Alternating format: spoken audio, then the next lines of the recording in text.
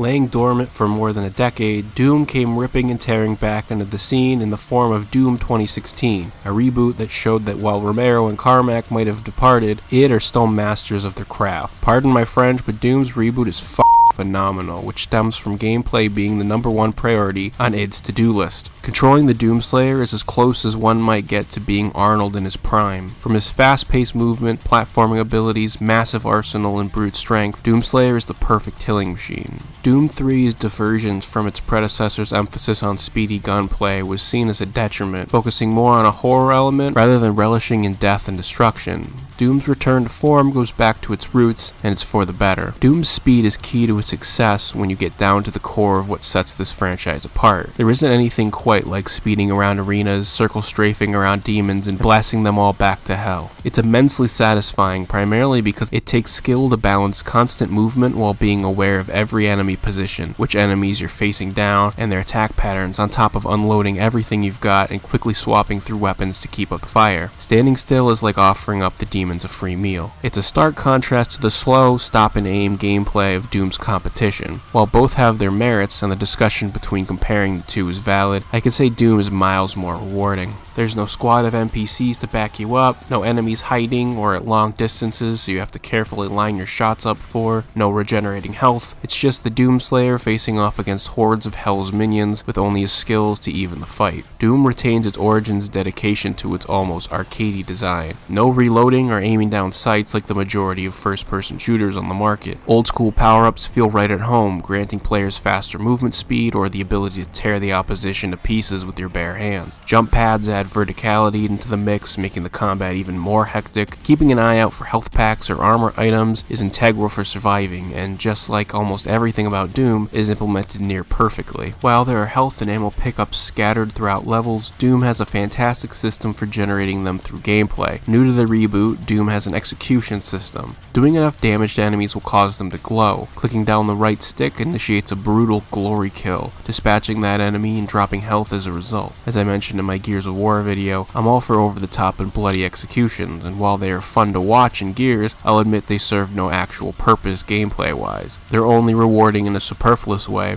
acting as catharsis to get back at an opponent who may have been on your nerves. In Doom, it grants a small bit of health, which is another component thrown into the combat. While keeping track of everything I previously laid out, now when players' health is low, their priorities switch to trying to execute as many demons as possible to regain health and keep the fight going. These glory kills are aptly named too, with a wide variety to perform on every demon the game has to offer. They're quick, flashy, and while some might see them as intrusive, stopping the gunplay for a little more than a second, they serve a vital gameplay purpose while also being satisfying as hell. On the flip side, generating ammo is done similarly when equipping the chainsaw. We'll get to the rest of the arsenal soon enough, but the chainsaw is important for a few reasons. One, while it's the only one of its kind, it's a nice change of pace from the constant shooting, acting as an up-close and personal melee weapon that insta-kills almost any demon in the game, besides bosses of course. And two, gnawing your way through the flesh and guts of a demon with the chainsaw results in an explosion of ammunition of all types, effectively replenishing any spent ammo during the battle. This means the player is never without an option in combat. If you're low on health, execute a demon here or there to get some back, and if you run out of ammo, break up the chainsaw and get to work. The combat in Doom is akin to a dance, skating around the arena and the demons that have infested it, knowing which weapons to use on which enemies and always being aware of your armor, health, and ammo, and when either are depleted, correcting your strategy on the fly to accommodate for the situation.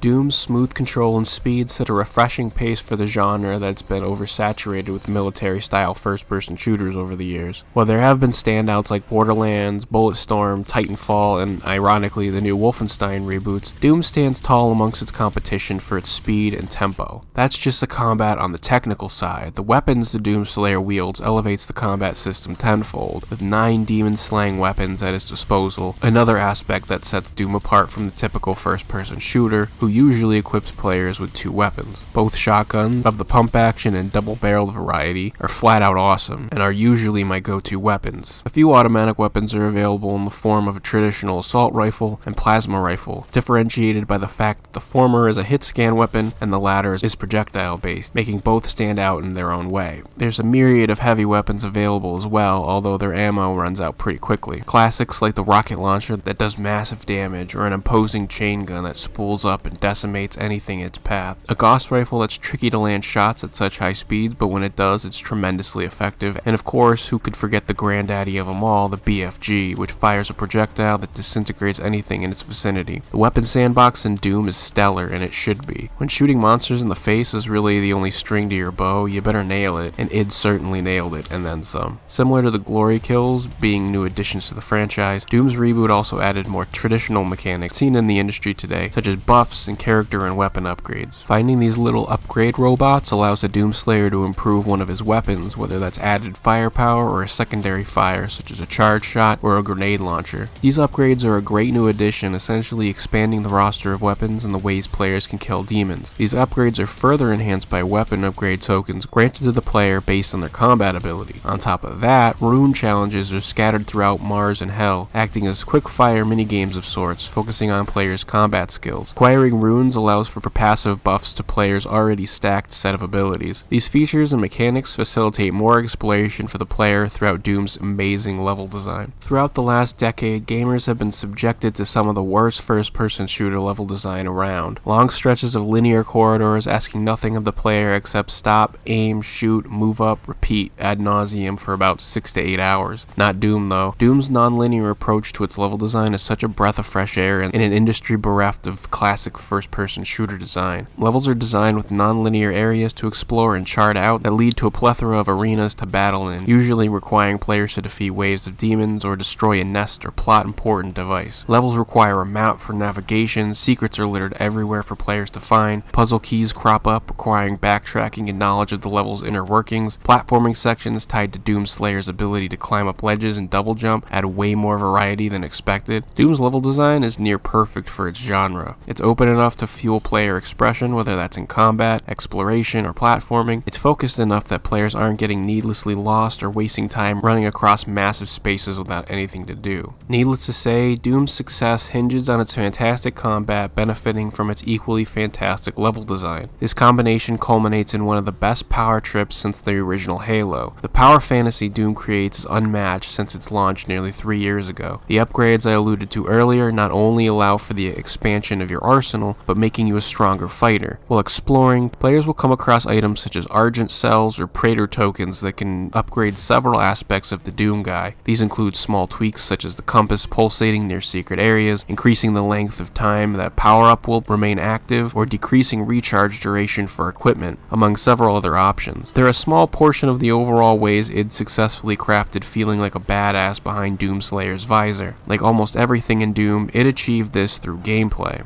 Like any veteran developer, id crafted a wonderful difficulty progression through tangible means more so than artificial ones. Instead of arbitrary level ups that tell players they're stronger, Doom's variety of enemies and the way they're paced throughout the entire campaign contributes to a fantastic pace and establishes a cohesive sense of immersion when players try to attach themselves to the Doomslayer. Starting out with zombies and imps, players will quickly climb the ranks of Hell's forces. Each new enemy the player faces is treated as a sort of mini-boss, and defeating them is a Herculean task. Afterwards, said enemies are folded into the ranks that the players will face from then on, taking on mancubuses, cachiodemons, and reavers like it's no big deal towards the end of the campaign. Battling through your first Hell Knight encounter is a tough fight, and overcoming that is rewarding, but taking them on in groups along with any other possible combination of enemies is why Doom's pace is so great. While we're on the subject of enemies, Doom's plethora of demonic bullet sponges are grotesquely fantastic. From the fast-moving imp to the Baron of Hell and everyone in between are designed in a way that they're all recognizable from a design perspective to determine how to handle them in the heat of the battle. Identifying what's on the battlefield based on the unique designs of all the monsters is another key ingredient to Doom's combat, whether that's taking stock of the airborne enemies like the cachiodemons or summoners, to sorting through the ground forces like charging pinkies or circle strafing around massive mancubuses. Yet another layer of Doom that makes it so damn good.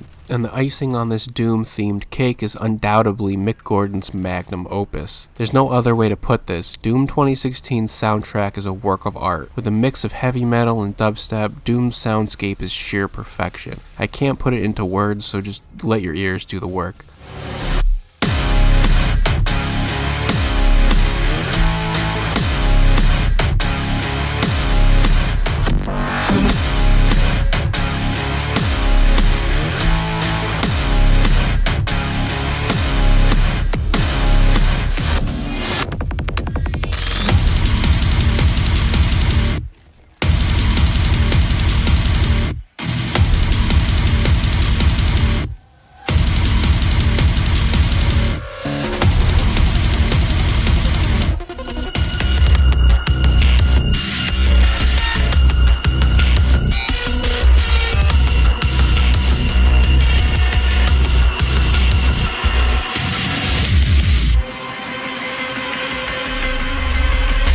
God damn, that is some good stuff. Mick Gordon and id's audio department should be commended for the innovations with Doom's soundtrack. Racervic has a great video on how Doom's soundtrack programmatically syncs with the player's actions and how that results in a heightened sense of immersion. I recommend checking that out. Doom's success in 2016 spun out into several different horizons for the franchise. Doom made its way to VR in the aptly named Doom VFR for the PSVR.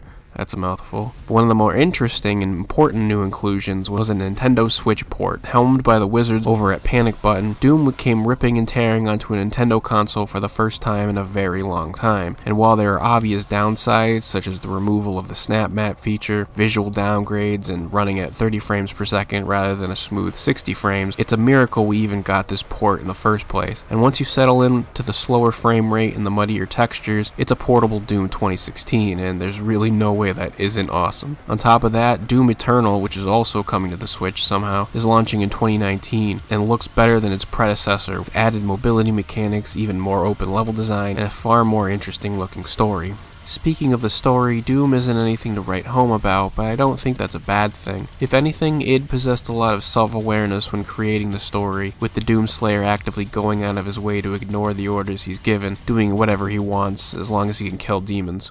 You need to remove each lens individually. Carefully release the hinges. There's more involved storytelling and codex entries and things of that nature if you're into it, but if you just want to run and gun, more power to you. The story isn't the only thing that's lacking in Doom, if I'm being honest. While I'll praise this game to hell and back for everything I've said up to this point, nothing's ever truly perfect. While the original Doom was known for its arena-based multiplayer, Doom's reboot multiplayer component isn't as great as it should be. That's not to say it's bad by any means, just sort of average, which is in stark contrast to the campaign. And while this game looks absolutely fantastic in the id Tech 6 engine, the game flip-flops between two locations, the Mars base and Hell, and while both locations vary in visual design, it can get a bit samey at times, with an overabundance of orange and red or white and gray color palettes, something the sequel looks to be improving on. I cannot understate how legitimately amazing Doom's reboot is. It accomplishes so much more than its competition, from the pace to the level design to its speed to the gunplay, all while staying true with its early 90s PC shooter roots. Doom's reemergence into the genre it spawned nearly 25 years ago is a breath of fresh air for the industry and for gamers yearning for a kick-ass, no-holds-barred power fantasy. It's in the upper echelon of the first-person shooter genre, and simply put, it's one hell of a game.